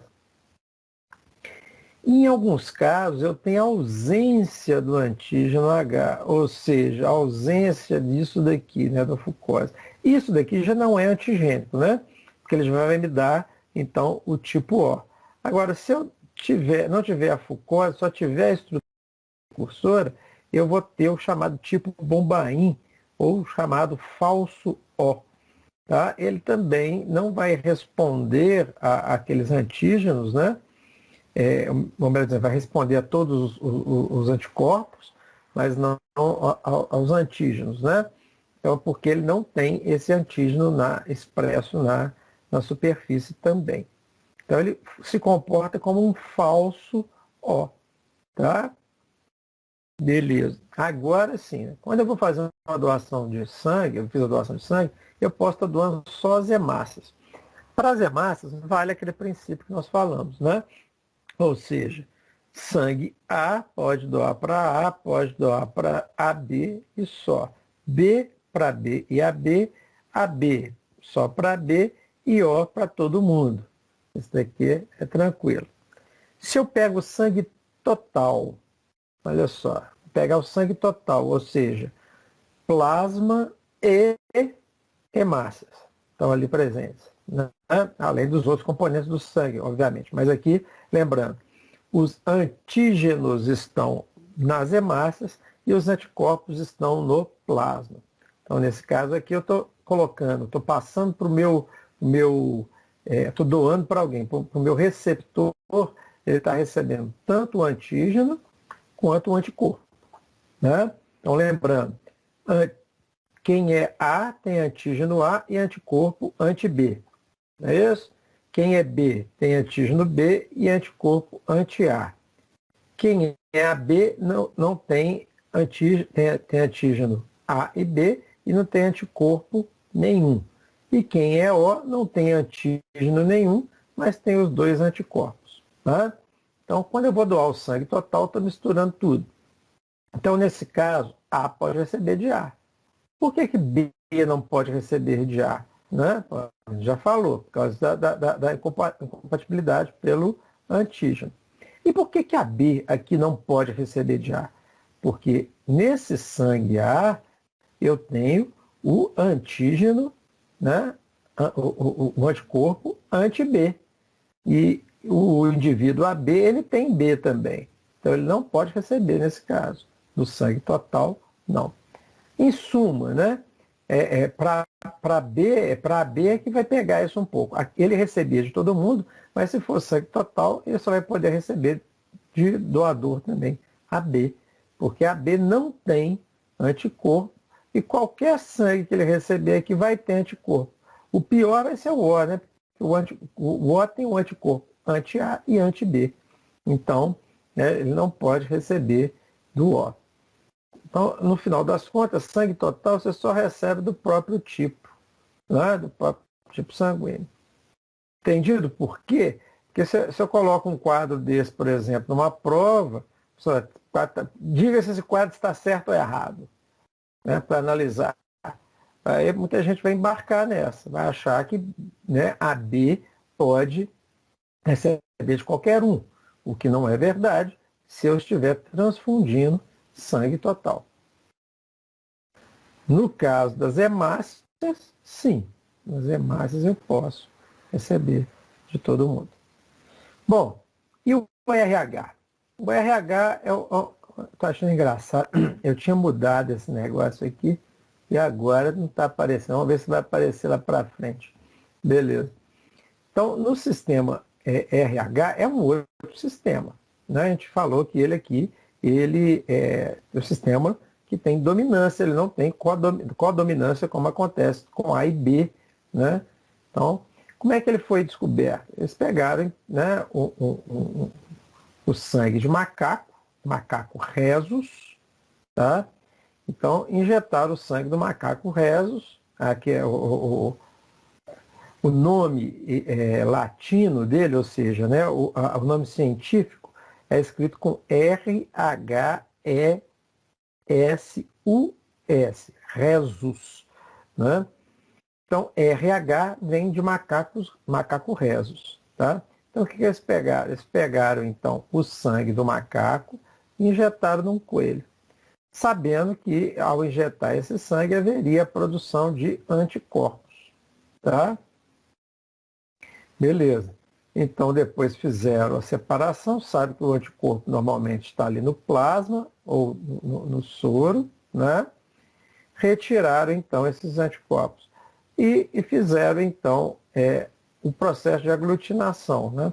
Então, começaram a verificar que no sangue dos seres humanos também, né? Alguns aglutinavam e outros não, né? Como isso foi feito a partir do macaco rhesus, eles deram então o nome de RH, de rhesus, né? Então, aqueles que aglutinam, quando recebem soro contra o sangue do macaco, eles são RH positivo. Aqueles que não aglutinam, eles são RH negativo. 85% da população é RH positivo. Faz muito sentido dentro de um tipo que é dominante, que apresenta dominância. Então, eu não preciso ter os dois alelos para poder ter, então, apresentar essa característica. Oi, pode perguntar. Professor, Sim. tem um RH que ele é raro também, né? Que é o RH dourado, né? O sangue dourado, que é RH nulo. Ele se comporta como negativo, né? Então não apresenta grande problema na hora das transfusões. Também chamado, né, de RH dourado, mas é o mais raro do mundo, né? Então isso aparece numa incidência muito pequena. Então não tem grande importância epidemiológica aí, né? Mas ele seria interessante pelo seguinte, né? Se você tem uma pessoa que não é nem sangue azul, né? É sangue dourado, né? Que o povo brinca, né? Mas esse tipo de sanguíneo ele ocorre, né? Quem tem esse tipo de sanguíneo, ele corre mais risco que a maior parte da população, né? Nessas situações de vida ou morte. Ele é nulo, né? Mas é o tipo mais raro que existe no mundo. Então, para você encontrar especificamente esse sangue para poder transfundir no indivíduo, é muito complicado, né? Tem outros subtipos, inclusive, que a gente não está falando aqui, né? Tem uma série de outras denominações de subtipos, né? Sanguíneos. Você tem mais de 61 antígenos, né? Tipo RH. Os dois principais, ou seja, né, os que a população normalmente se divide, né, são em positivo e negativo. Né? Bom, beleza. Então, quando você faz como é que fala? A tipagem, esse dourado, ele acaba entrando aqui como negativo, ele não reage, né, para o RH, para o sorvete RH. Então, acaba não aparecendo na tipagem sanguínea. Bom, beleza. Então, isso aqui é como se divide, basicamente, né? Então, a sistemática foi essa, né? E recebeu o nome de RH justamente por causa do macaco rhesus. Beleza. Quem que fez essa tipagem? O mesmo sujeito, né? Então, por isso que ele ganhou o prêmio Nobel, né? Então, acabou, né? O Landerstein lá acabou identificando. Os genótipos, né? Então, desão ou desão, né? Vão apresentar, então, o antígeno RH, né? Presente na hemácia. E o anti-RH vai estar ausente no plasma. Óbvio, a mesma sistemática, né? O RH aqui na superfície da hemácia e a ausência do antígeno, do anticorpo no plasma, porque senão reagiria com o próprio sangue. No RH negativo, né, ele é recessivo, né, por isso, como a gente falou aqui, né, a menor incidência dele, e ele vai ter antígeno RH na hemácia e antígeno anti-RH ausente, né, os dois ausentes no sangue. O grande problema é o seguinte, aqui tem um asterisco que está dizendo o seguinte, ele pode, né, antes de uma exposição qualquer, é ausente. Mas se esse indivíduo aqui, que é RH negativo, for exposto ao sangue RH positivo, ele vai desenvolver anticorpo anti-RH. Tá? Então, é isso. O indivíduo que é RH positivo, ele pode receber uma transfusão do indivíduo RH negativo, porque ele não vai desenvolver anticorpo contra o RH negativo. Entretanto, o contrário não é verdadeiro. Ou seja, né, quem recebe sangue positivo vai desenvolver anticorpo. Então, na primeira exposição não tem problema.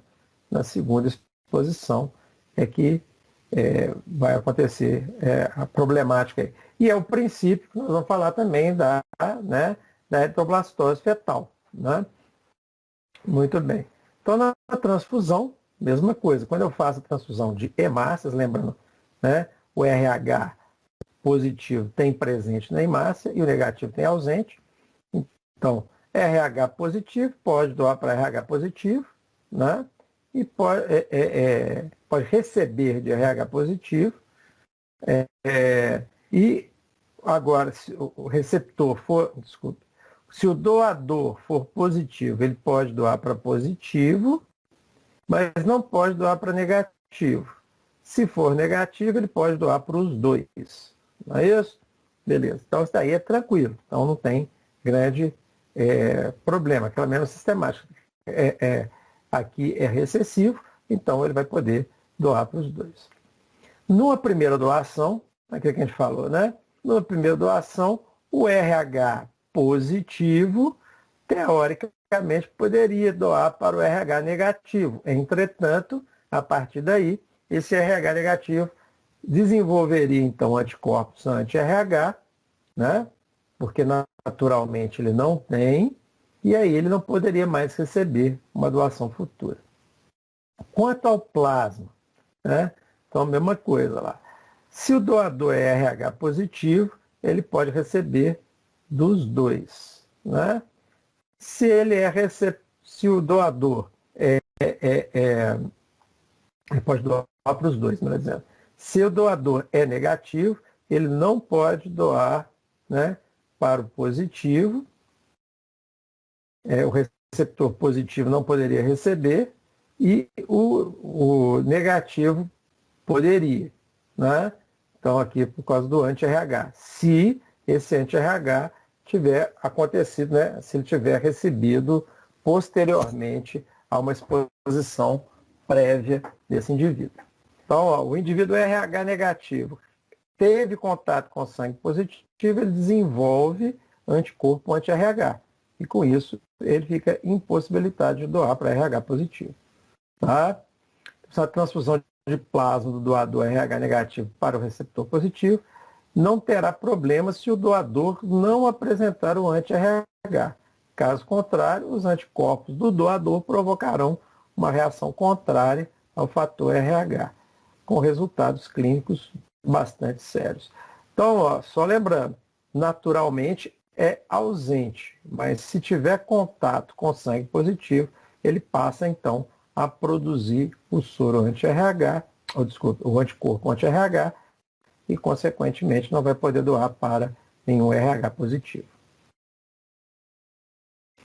No caso, né, a gente fala de imunização ativa e passiva. Então, na imunização ativa, o que ele tem? Ele tem um agente infeccioso, por exemplo, que leva, né, que eu tenho contágio com ele e vou desenvolver, então, uma imunidade duradoura. É o que a gente está rezando para acontecer com o Covid, né? Então, o Covid, ele causa esse contágio, a gente está rezando para que essa imunidade fosse duradoura. Aparentemente, né, pelo que eles têm descrito aí, não está sendo, né?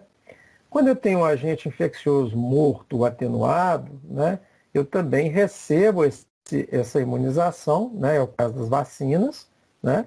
Então, aqui é o caso da pessoa que teve, né? Aqui é a pessoa vacinada. Eu teria, da mesma forma, essa imunização duradoura. Então, rezando para que isso também ocorra, né, com a Covid. Na passiva, o que acontece? Né? A imunização passiva, um anticorpo materno passa da placenta e do leite para a criança. Né? Então, vai provocar uma imunidade temporária. Né? Separa-se o plasma contendo anticorpos, né? Pode outra coisa que pode fazer, e injetar na pessoa. É o soro, de tipo soro antiofídico, né? Então, o que eles fazem? Eles pegam o veneno da cobra, injetam no animal, tira o plasma daquele animal, isola o anticorpo e administra o anticorpo da pessoa que sofreu a picada de cobra. Isso é imunização passiva, ou seja, eu não produzo os anticorpos, mas eu recebo eles de fora, né, passivamente. Nesse caso aqui, eu tenho que produzir o anticorpo, por isso ela é ativa. Isso. Oi, pode perguntar. Com o coronavírus não teria jeito de fazer isso, não? Tem, inclusive tem uma linha de pesquisa que é isso, justamente desenvolvimento de anticorpos monoclonais. Semestre passado, eu passei uma palestra de um brasileiro, inclusive, que trabalha lá nos Estados Unidos, num laboratório que mexe com com anticorpo monoclonal. Então, eles estavam desenvolvendo isso, eles começaram a desviar. Eles trabalhavam lá com Zika, porque, não sei se vocês sabem, mas teve um surto aí aqui no Brasil, na América Central, e lá no sul dos Estados Unidos também, ali na região da Flórida, teve também, né, vários casos de Zika. Então ele foi para lá para trabalhar com o desenvolvimento de anticorpo para Zika.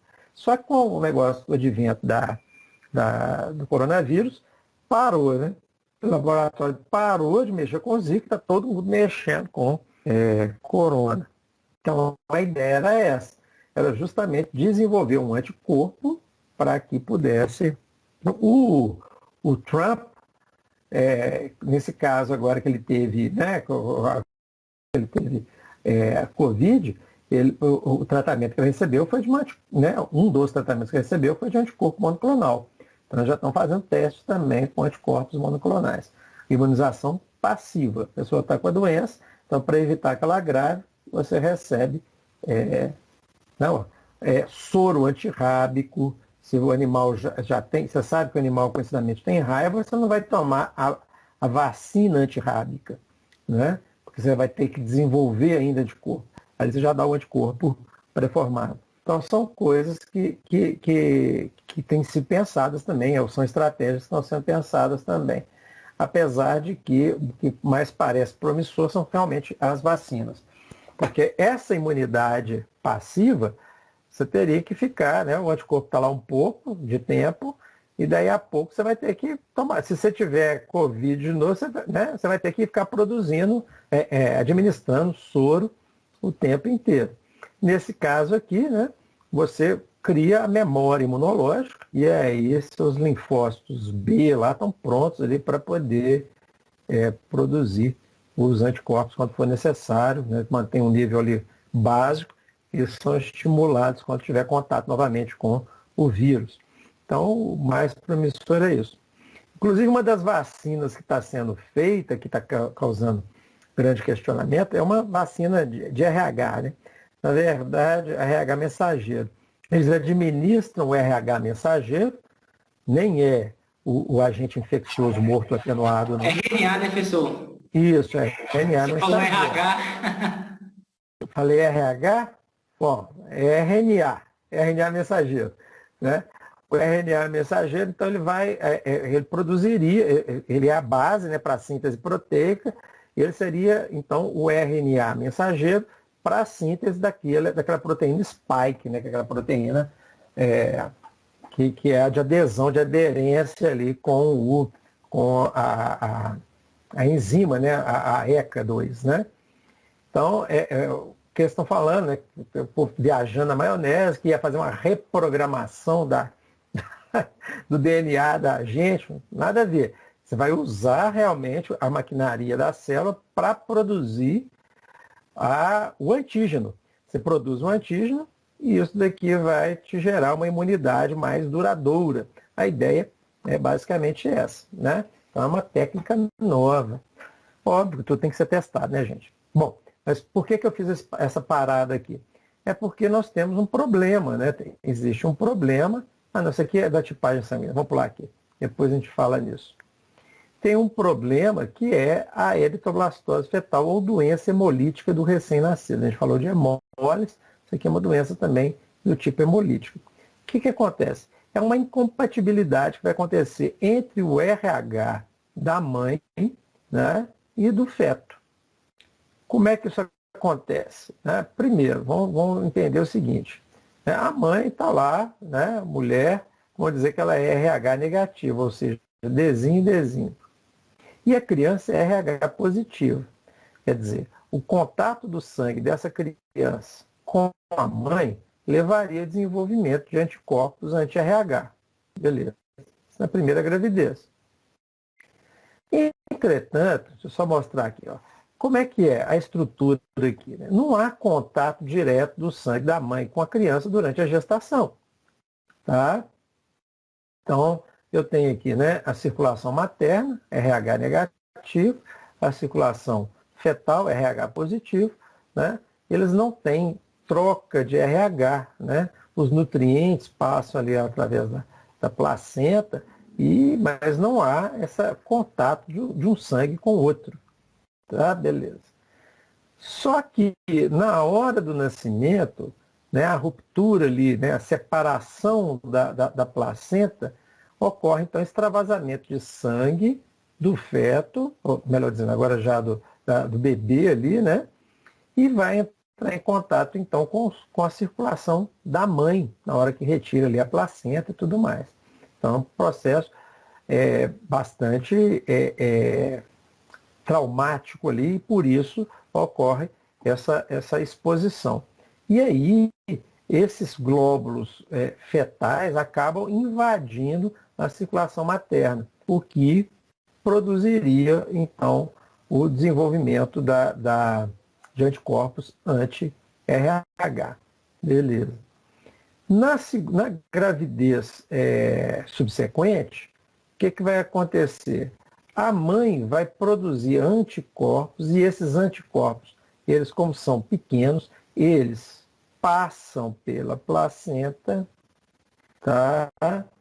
Passam pela circulação ali e vão então alcançar as hemácias fetais, se grudam a ela e promovem então a ruptura dessas hemácias.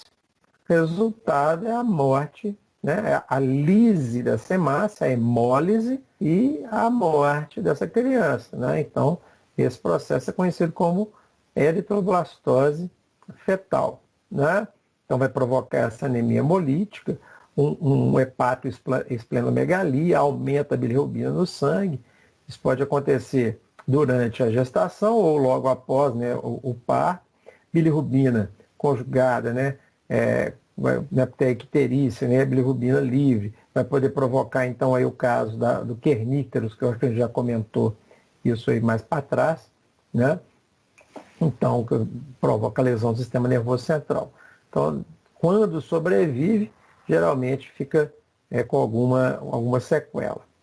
Bom, eu não vou aprofundar aqui, não quero deixar um pouco mais de tempo. Mas aqui não tem o feto incompatível, o glóbulo lá, então, ligado com os anticorpos.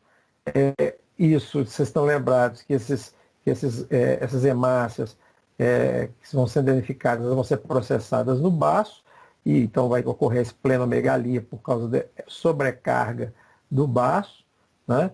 A hemoglobina vai ser liberada, vai produzir bilirrubina, a bilirrubina, parte dela é conjugada no fígado, e o restante pode estar livre e alcançar, então, o sistema nervoso central, levando a dano nessa criança.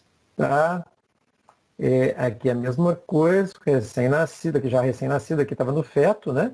Aqui no recém-nascido, esse processo todo também acontecendo, né? O fígado do recém-nascido ainda é um pouco imaturo e vai produzir então essa icterícia, podendo levar à morte ou à sequela também. A prevenção da eritroblastose fetal se dá através de uma injeção de anticorpos anti-RH. Ou seja, você produz um anticorpo contra o anticorpo que a mãe produziria. Tá? Então, isso faz com que não haja o desenvolvimento aí da imunidade da mãe contra o próprio feto. Tá? Então, isso é tomado normalmente antes do parto, né?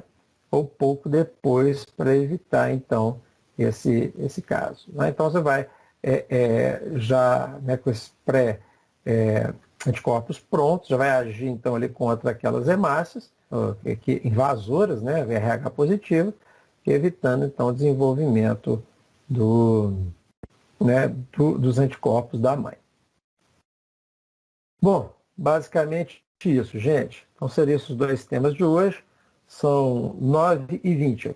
Como eu previ, deixar um tempinho agora para a gente, para esclarecer alguma dúvida que eventualmente vocês tenham relativos aí ao trabalho. Alguém efetivamente tem alguma dúvida aí quanto ao trabalho? Bom, muito bem. Se ninguém mais tiver dúvida, vamos encerrando por aqui. Eu vou colocar então os links para vocês terem essas ferramentas disponíveis, para quem ainda não fez, né? Então, uma boa noite. Mais alguma dúvida? Não, gente? Não? Então vamos encerrando aqui. Boa noite para vocês. Grande abraço. Boa noite, professor. Com Deus. Bom resto de semana aí. Tchau, tchau. Bom descanso.